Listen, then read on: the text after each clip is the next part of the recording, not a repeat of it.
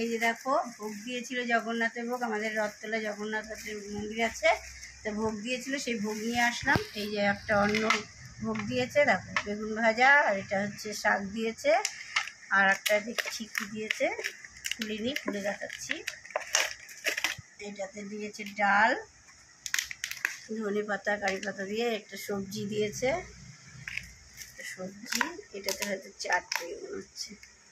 এক এক করে দেখতে থাকো তোমরা, আমি খুলছি। অনেক কিছুই দিয়েছে। এটাতে আমের চাটনি দেখতে পাচ্ছ,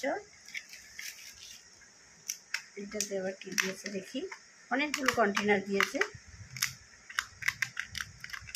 ছোট ছোট তো অনেক জিনিস দিয়ে করে ভোগ দেন, ঠাকুরকে ভোগ গ্রহণ করেন। এটাতে দিয়েছে পায়েস, এটাকে পরমান্ন বলে, পরমান্ন। এটাতে পনির, দেখো এই যে পনির, পনির দিয়েছে। আর একটা আছে দেখছি, এই দেখো আর একটা আছে, এর হয়তো একই জিনিস হবে, তবুও তোমাদেরকে খুলে দেখাচ্ছি। দুটোতে দিয়েছে। এটা এখানে 5 জনের ভোগের প্রসাদ দিয়েছে, তো খুব শক্ত করে এটা দিয়েছে, কেননা ভারী তো, মাটির মালটা যেহেতু যদি পড়ে হয়ে যায়, ওই জন্য ভালো করে বেঁধে দিয়েছে। তোমরা একটু দেখতে থাকো, আমি কন্টেনারগুলো খুলছি।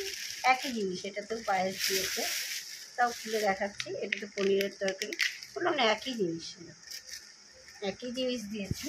যেটাকে পরমান্ন, ওই যে পায়েসকে পরমান্ন বলে জগন্নাথ দেবের ভাবে।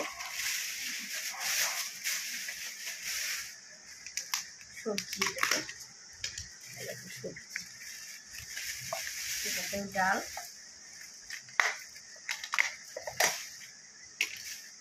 এটাতেও দিয়েছে ডাল, ডাল একদম ভরে দিয়েছে।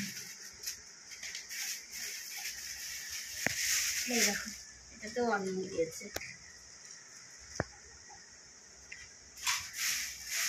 আর একটা তো আছে, এটাতে চাটনি, ওই সেম জিনিসই দিয়েছে। এই হচ্ছে ভোগ। ভোগ দর্শন করো তোমরা, ভোগ দর্শন করে নাও। দেখতে পাচ্ছ ভোগ,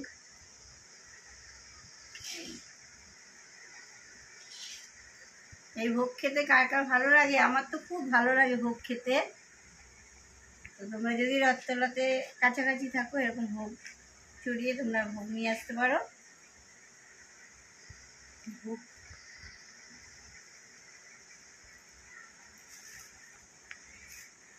ভোগ দিয়ে আসতে পারো, তোমার যার যার নামে ভোগ দিলে ভোগ এরকম দিয়ে দেবে আবার বাড়িতে। ভোগের জন্য অর্ঘ্য দিতে হয় কম করে 1500 টাকা, তারপর তোমরা বেশিও দিতে পারো আরও। তো আমি 1500 টাকা ভোগ দিয়েছি, 5 জনের খাবার দিয়ে দিয়েছে, প্রসাদ দিয়ে দিয়েছে। তোমরা যদি দিতে চাও তাহলে যোগাযোগ করো রথতলায় এসে জগন্নাথ মন্দিরে।